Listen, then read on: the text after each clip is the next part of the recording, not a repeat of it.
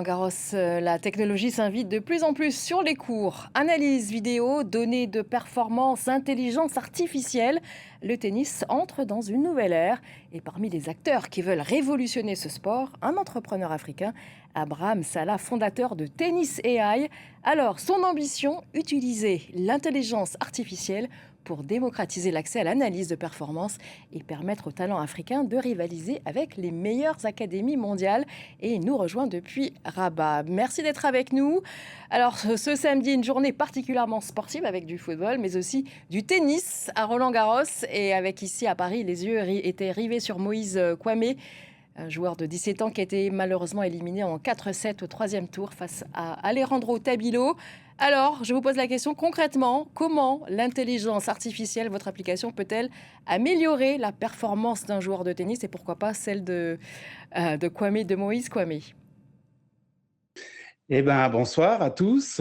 Et l'intelligence artificielle peut aider les tennisman comme les footballeurs et les autres sports parce que on arrive à analyser maintenant, grâce à la biomécanique, au squelette qui est représenté donc on le voit là, par exemple, sur ces images, le squelette qui est représenté en vert permet en fait d'analyser les angles, les hauteurs, tous les mouvements qu'on fait. On peut savoir les inclinaisons et donner donc des informations scientifiques aux joueurs par rapport au moment où de relâchement de la balle, la hauteur maximale de la balle, là on peut le savoir, l'inclinaison de la raquette. Et toutes ces informations-là aident maintenant à être techniquement plus performant. Alors, on revient au début. Comment vous est née l'idée de créer Tennis AI? L'idée est née parce que moi, j'ai entraîné mon fils Léopold Salah pendant des années hein, à Paris. On a fait des tournois, il était classé. Et à un moment donné, en tant qu'entraîneur, je me posais beaucoup de questions, justement, comment le faire progresser, comment arriver à le faire, améliorer son jeu rapidement. Et ça s'est passé, on était à Paris pendant le Covid. Et en fait, je l'ai mis devant un écran, devant le match de Federer contre Djokovic, et je lui ai dit, Léopold, maintenant, tu vas reproduire exactement les mouvements de Federer ou les mouvements de Djokovic. Et en le voyant bouger, je me suis dit, bon, on peut utiliser la vidéo, comme on fait, computer vision, pour analyser justement tous les gestes. Et le projet est parti de là. Et donc, je lui ai promis que j'allais faire une application qui allait l'aider lui, mais aussi les autres joueurs pour améliorer leur jeu. Donc, du coup, là, on voit, il y a l'analyse, on voit exactement par rapport à chaque... le geste est décomposé en 6 moments. Et chaque moment, on a des métriques, il y a une centaine de métriques qui analysent à chaque fois les jambes, les pieds, les bras, les mains, les doigts. Et en tout cas, maintenant, l'application est utilisée dans plusieurs clubs, dans plusieurs académies à travers le monde. Et d'ailleurs, je voudrais passer un message super important, c'est que le lancement, il a été fait lors de Roland-Garros et on offre 1 an d'abonnement à tous les coachs du monde. Voilà, À tous parce les que coachs, et l'application est y compris en tous Afrique. les coachs.